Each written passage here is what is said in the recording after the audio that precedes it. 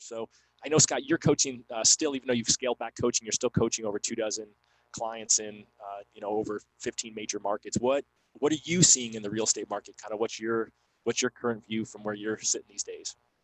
Well, so when I scaled back from 75 down to 25 clients, I really was fairly strategic in picking, Northern California, the Northeast, Midwest, not necessarily Chicago, and then Southeast Florida, and then Texas. Those are all very good bellwether, as I think the term goes, just to kind of watch and feel for the trends. A high density city into the outlying areas. I think the rule of thumb that everybody's starting to really acknowledge is an hour and a half to 2 hours outside of where a major metropolitan area is.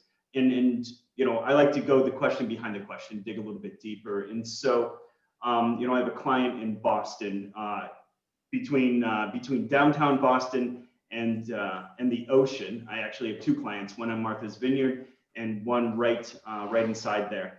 And Beacon Hill is certainly a good bellwether for a high density, established city.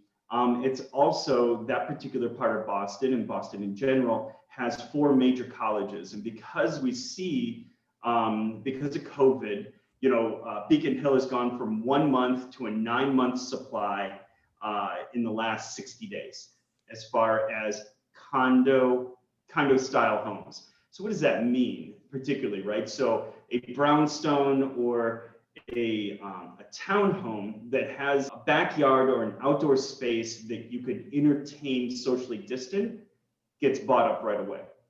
Anything less than that is starting to sit.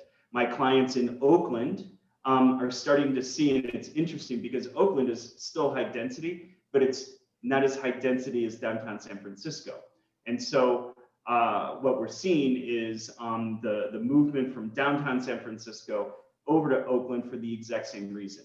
If there is a backyard, if there is place to move around, the market time is still almost immediate and the pricing is holding.